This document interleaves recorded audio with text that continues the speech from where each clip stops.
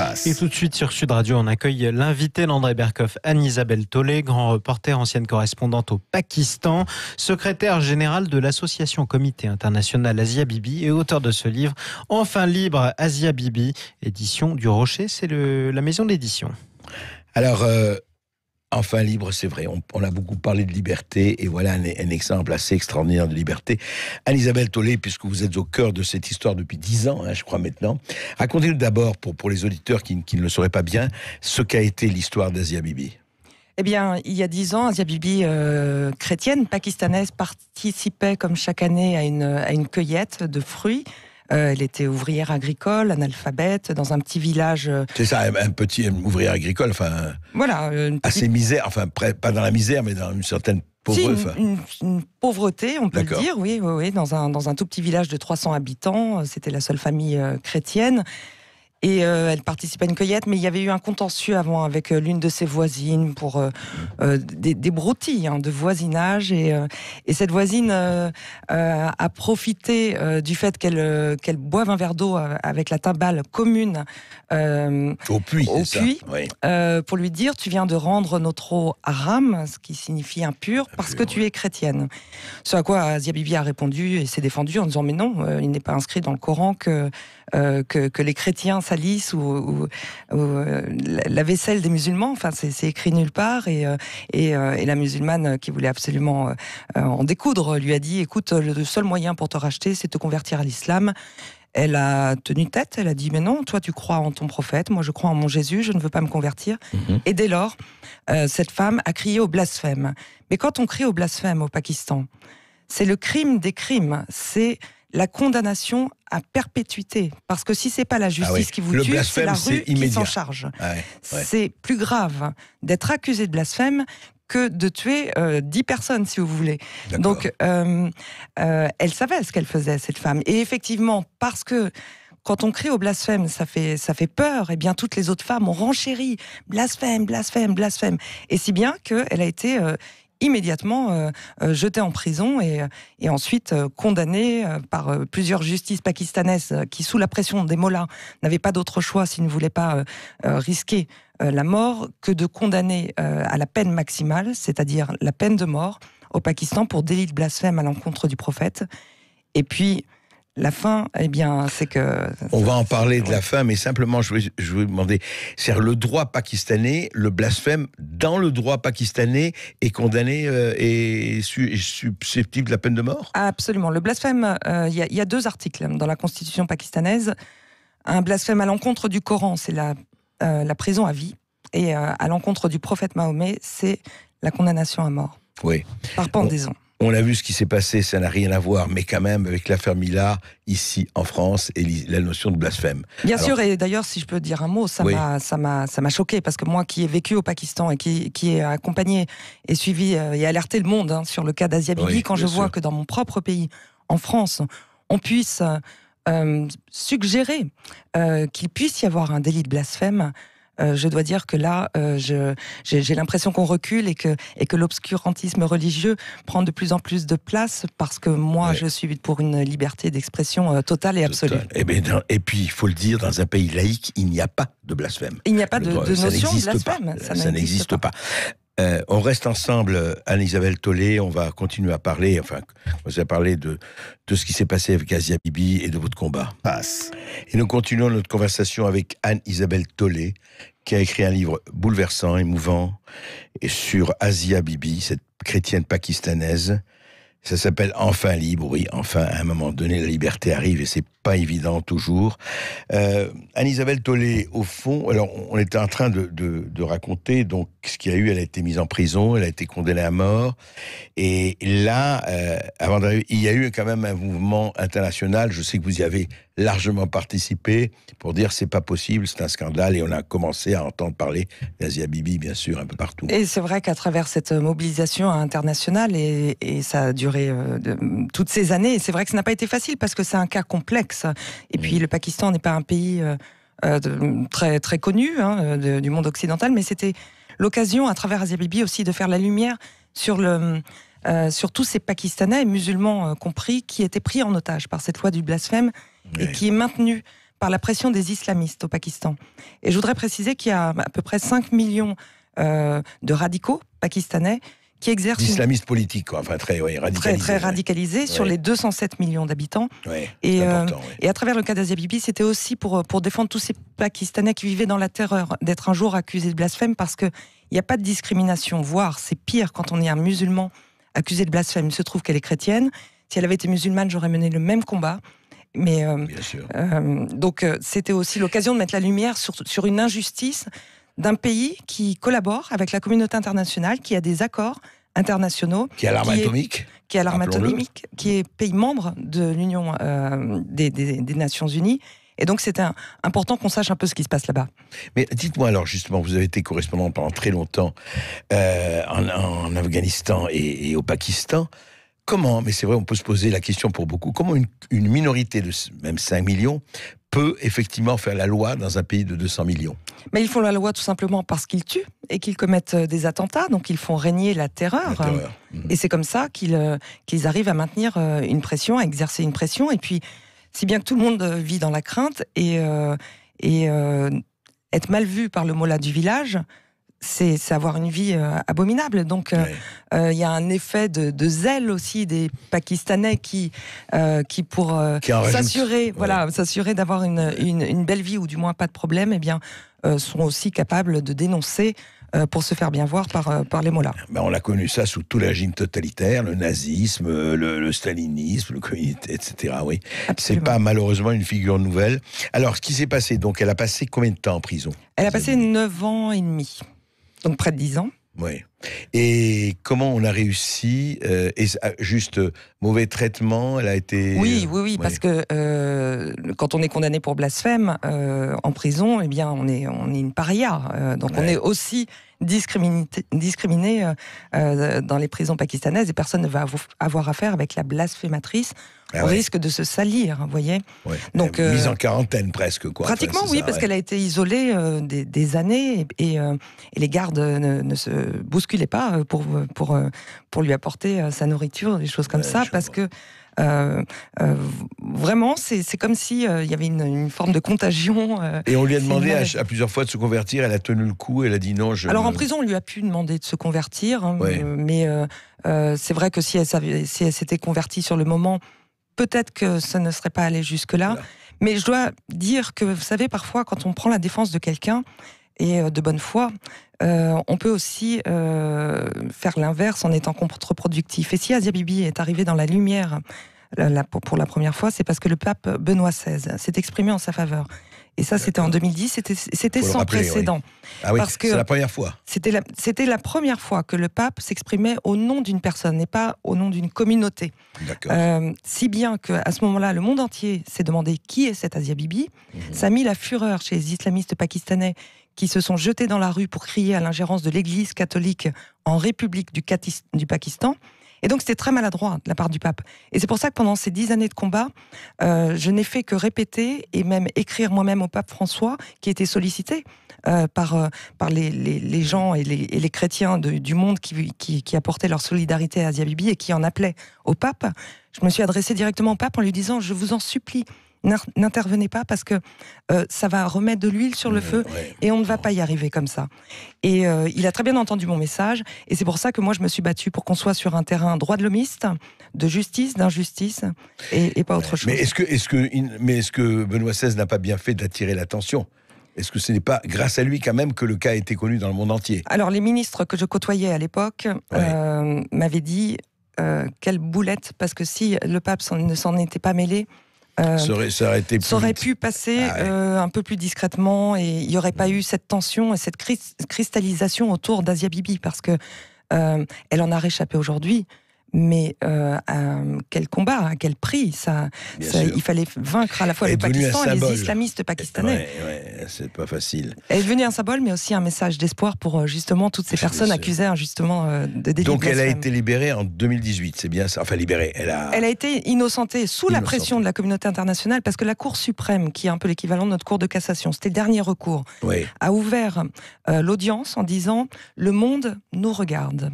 Donc faisons attention à la manière dont nous allons juger Asia Bibi.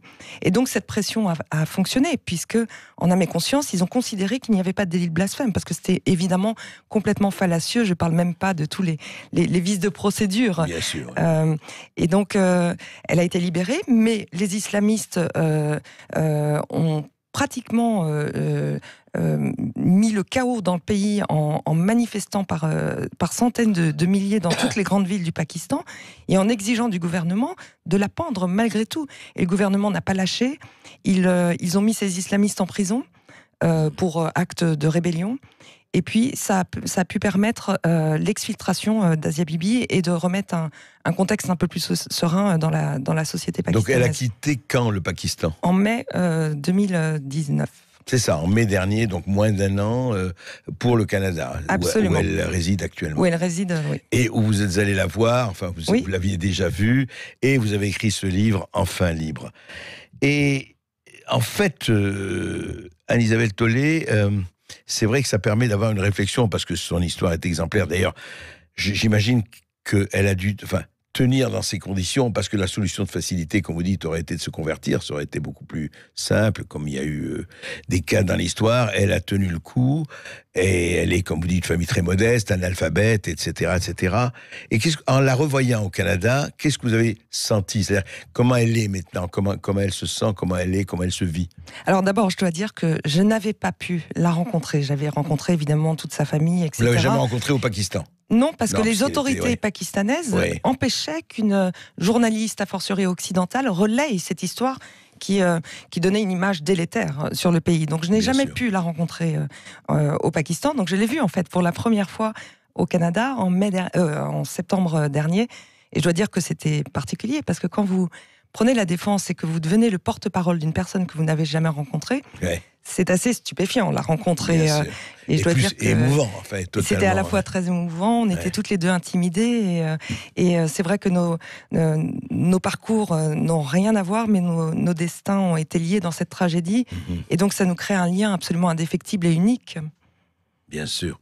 Et donc, c'est de vos entretiens qu'est né, notamment ce livre où vous avez... Bien sûr. Alors, comme moi, j'étais partie prenante, parce que, Asia Bibi, elle a été emprisonnée entre Cachemire... le comité, vous l'avez créé quand ? En 2015. 2015. J'ai créé en 2015, en 2 mots, parce que il y avait beaucoup d'ONG chrétiennes à travers le monde qui utilisaient Asia Bibi comme banderole pour obtenir des dons.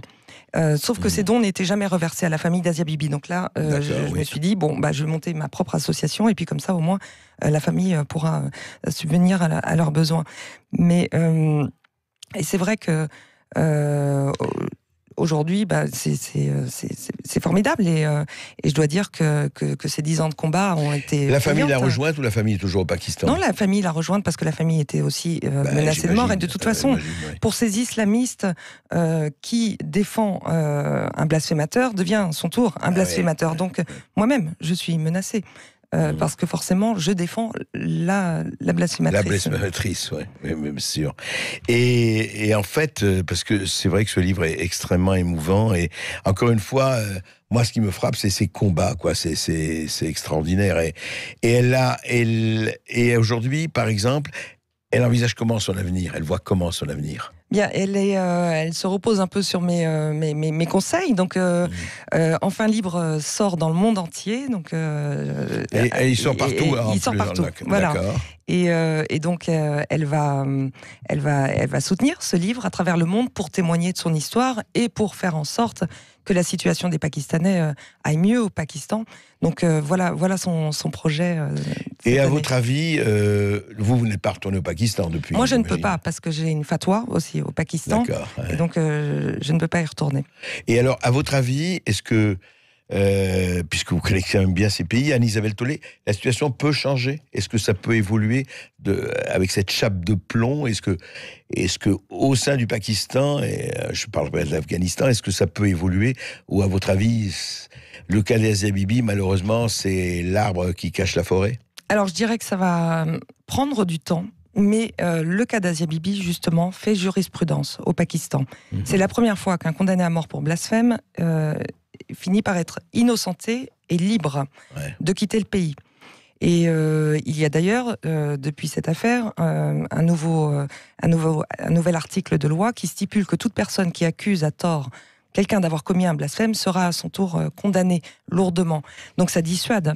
Et donc ça montre un élan quand même vers l'ouverture, et donc et ça donne surtout beaucoup d'espoir à tous ceux qui sont dans le couloir de la mort au Pakistan et qui attendent d'être jugés pour délit de blasphème. Comme quoi, effectivement, persévérance, c'est pas facile. La persévérance et la noblesse de l'obstination. Bravo. Restez avec nous, Anne-Isabelle Tollet. Nous allons recevoir bien tout à l'heure les auditeurs de Sud Radio. Et comme quoi, il y a des histoires qui se terminent bien quand même. Ça fait du bien aussi de les raconter. Anne-Isabelle Tollet, je rappelle que vous êtes l'auteur de ce livre, Enfin libre, Asia Bibi. C'est publié aux éditions du Rocher. Les amis, vous nous écoutez sur Sud Radio. Vous nous appelez 0826 300 300. On revient juste après les informations et on vous donne la parole. À tout de suite. Oui, on peut mourir pour un verre d'eau. On peut être en prison pour ce qu'on appelle un blasphème. Quel blasphème! On a en parlé avec Anne-Isabelle Tollet à propos de Asia Bibi, et puis on a parlé de tout le reste, hein, tout ce qui se passe dans ce monde, mais on vous atteint, auditeur de Sud Radio, c'est à vous. Et je rappelle qu'on est toujours avec notre invitée Anne-Isabelle Tollet, grand reporter et auteur de ce livre, Enfin libre, c'est sur Asia Bibi, c'est publié aux éditions du Rocher. 0826 300 300, on accueille tout de suite Safia qui nous appelle de la Courneuve. Oui, bonjour Safia.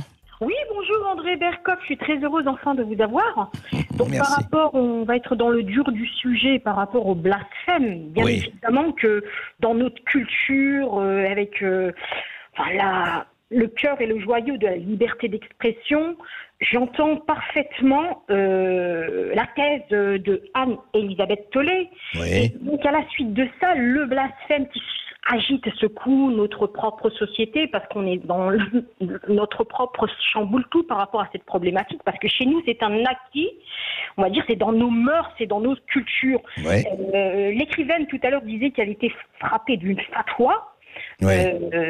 En l'occurrence au Pakistan. Hein, si Oui, au Pakistan, absolument. Pour l'instant, j'espère. Absolument. Uniquement je dis pour l'instant, j'espère uniquement au Pakistan. Ouais.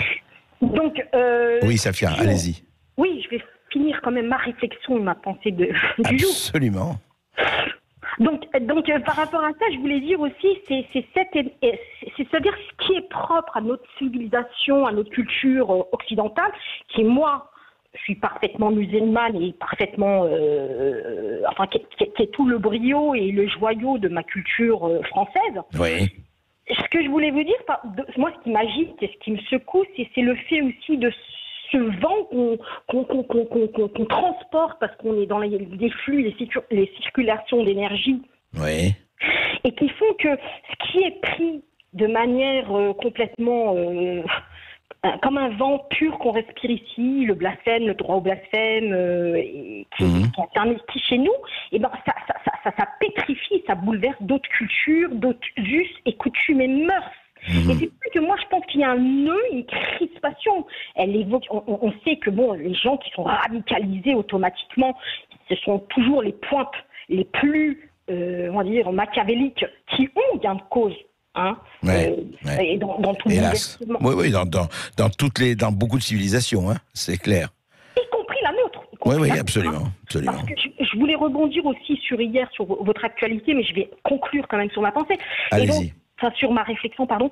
Et donc, par rapport à ça, moi, je suis complètement, j'ai envie de dire ici, Oui. J'ai pas de solution. En fait, vous vous sentez un peu déchirante des deux. Vous dites que quelque part, il y a une culture, disons, au Pakistan, ou une culture un peu étrangère, appelons-le par rapport à la culture française, qui effectivement est secouée par ces contradictions-là, par ces polémiques-là. C'est ça que vous voulez un peu dire, et que vous-même, ça vous divise, si j'ai bien compris? Non, moi je suis froide et complètement cartésienne par rapport à la réflexion. C'est ce que je me dis, c'est-à-dire que en gros, j'ai pas envie d'être méchante avec l'écrivaine ici, mais ce qu'elle a comme valeur et qu'elle va défendre, Asia Bibi, je crois, oui. Ici dans son combat et dans sa cause qui est juste et noble pour nos valeurs, ne l'est pas pour d'autres valeurs. Et donc aujourd'hui, dans ce nœud gorien, où est-ce qu'on n'arrive pas voilà, un mec comme Zemmour. Alors Safia, attendez, avant de parler de Zemmour et compagnie, c'est intéressant, mais je voudrais qu'Anne-Isabelle Tollet vous réponde et dialogue avec vous d'ailleurs. Effectivement, elle dit voilà, il y a quelque chose qui est tout à fait, que je reconnais, qui est tout à fait cartésien, rationnel, mais qui peuvent choquer d'autres cultures. Qu'est-ce que vous avez à dire ? Alors moi, Safia, j'aimerais vous répondre que si vous lisez le livre, vous découvrirez justement que je ne stigmatise pas les musulmans. Il faut savoir que dans le cas d'Asia Bibi, un gouverneur musulman du Pendjab, qui s'appelait Salman Taseer, a pris la défense d'Asia Bibi, a donné une conférence de presse avec Asia Bibi en disant à tous les citoyens pakistanais, ceci n'est pas l'islam. Je rappelle qu'au Pakistan, nous devons respecter les droits de l'homme, et qui tue un innocent, qui tue l'humanité tout entière. Ça, c'est écrit dans le Coran. Et moi, je me suis attachée, et pendant toutes ces années, justement, à ne pas stigmatiser les musulmans. J'ai gardé des contacts avec des Pakistanais, parce que j'ai vécu là-bas, donc j'étais très proche des Pakistanais. Et quand je dis des Pakistanais, ils sont forcément musulmans, parce que les chrétiens représentent une infime minorité. Eh bien, vous savez, ils me remercient tous les jours. Parce que grâce à ce combat, ils respirent mieux, ils craignent, ils sont les premières victimes des fondamentalistes religieux au Pakistan. Et donc, c'est à travers l'histoire d'Asia Bibi, qui il se trouve est chrétienne, mais qu'on met la lumière sur, qu'on pointe du doigt les fanatiques religieux qui empêchent les Pakistanais de s'ouvrir sur le monde. Donc, je suis pas tellement d'accord avec la sensation que vous avez, comme quoi on aurait tendance à percevoir cette histoire d'Asia Bibi à travers un regard occidental. Oui, Safia ? Très bien. Je vais être directement du tac au tac ici. C'est pas un regard occidental, c'est des perceptions, et c'est un phénomène collectif. Et c'est une ingérence, moi je pense, qui va complètement être une déflagration dans les mentalités, dans les mœurs de ces civilisations qui sont intrinsèques à leur mode, à leur perception. Pardon, Safia, pardon. Vous dites une ingérence, etc. Mais ne me dites pas que vous, par exemple, vous approuvez que dans un petit village du Pakistan, ou d'ailleurs, ça ne passe pas ailleurs, une femme qui boit un verre d'eau est considérée comme impure et blasphématoire et condamnée à mort. Mais non, vous n'approuvez pas ça. On ne va pas prendre ce sens du tout. Moi, je suis aussi... moi je suis une femme complètement érudite, j'ai pour principe l'information, le pouvoir. Moi les religions, moi je suis le judaïsme, le christianisme et l'islam, c'est des choses qui me sont très familières, parce que j'ai fait l'effort de comprendre tout ça par moi-même, etc. Donc la stigmatisation, moi aujourd'hui, moi je me sens, et quand elle dit qu'elle stigmatise les musulmans, ça me passe au-dessus de la tête, tout ça. J'en ai complètement rien à faire. Après, moi, ce que je veux dire, c'est un peu ce choc et cette guerre des civilisations qu'on colporte par ailleurs. C'est juste ça que je comprends, Safia, mais les guerres de civilisation, malheureusement, elles existent depuis toujours. Et malheureusement, je vais vous dire, elles existeront. Je crois que je ne pense pas qu'on peut y échapper. Anne-Isabelle Tollet, je voulais ajouter, Safia, que c'est la justice pakistanaise qui a innocenté Asia Bibi. C'est le premier ministre Imran Khan, pakistanais, qui a jeté en prison les fanatiques qui criaient à la pendaison à mort et qui voulaient qui démarraient une forme de guerre civile au Pakistan. Et donc, il n'y a pas eu d'ingérence. Le Pakistan est libre, autonome, et en leur âme et conscience, ils ont estimé qu'Asia Bibi était innocente. Merci à vous, Safia. Vous nous rappelez quand vous voulez depuis la Courneuve sur Sud Radio. On part à Perpignan et on retrouve Herriot. Oui, Herriot, bonjour. Oui, bonjour André. Oui, je voulais revenir sur le coronavirus. Le coronavirus, oui. Le coronavirus, oui. Oui, virus. Vous en avez parlé ce matin, je crois, comme quoi les chiffres pouvaient être discutables.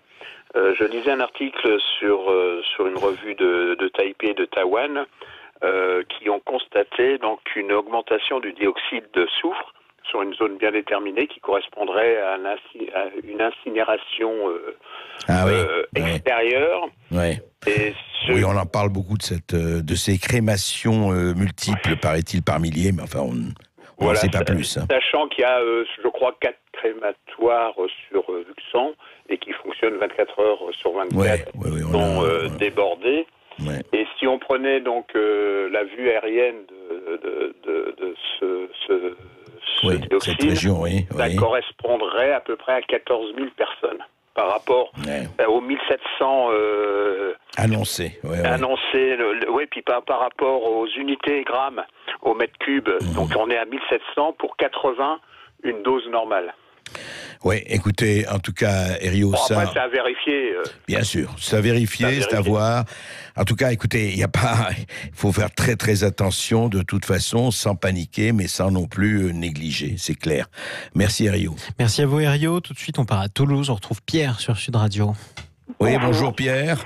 Oui, je crois qu'un pays communiste ne prendrait jamais de telles mesures pour uniquement 1000 morts. Donc en effet, on peut se poser... Oui, on vous a perdu Pierre, on vous a perdu. Allô. Oui, ça y est, on vous entend à nouveau. Oui, je disais donc, en effet, un pays communiste ne prendrait jamais de telles mesures uniquement pour 1000 morts. Donc on voit bien que d'après ce que l'on voit, c'est que la situation est beaucoup plus grave. Je voulais revenir quand même sur ce que vous avez dit tout au début en évoquant le livre de Peyrefit. Et je crois qu'aujourd'hui, si on devait l'appeler, on l'appellerait « Quand la Chine s'endormira ». Car au-delà des conséquences humaines, bien sûr, qui sont épouvantables, nous allons tous vivre les conséquences économiques qui risquent d'être aussi dramatiques. La Chine est quand même le premier pays prêteur au monde et une baisse de leur activité va entraîner inéluctablement une hausse des intérêts qui va provoquer, bien sûr, un enrayement de notre système économique. Oui, ça peut arriver. Rien n'est exclu de ce point de vue-là. Tout dépendra effectivement si cette maladie, ces morts sont exponentielles ou pas. On va le voir, hélas, assez vite. Voilà. Et c'est tout ce que je voulais rajouter par rapport à votre intervention. Merci Pierre, merci beaucoup. Moi, Isabelle Tollet, je voudrais revenir sur cette histoire. Vous savez, en fait, l'échange avec Safia a été très intéressant parce qu'il y a ce problème-là. Et en fait, vous avez beau dire, mais non, effectivement, il n'y a pas d'amalgame, il n'y a pas de tout ça. Mais comment vous dire ? Et si on veut le poser brutalement, le problème, il est là. On ne va pas se faire des échappatoires. C'est qu'il y a 2 ou 3 cultures.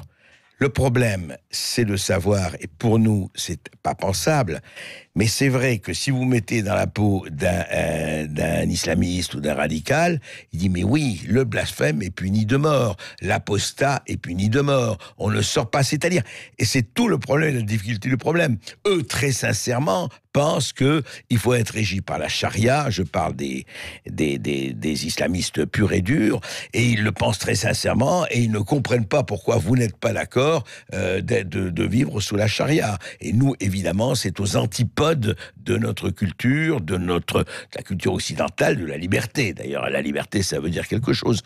Donc, effectivement, je crois qu'on est dans un choc de civilisation qui continue.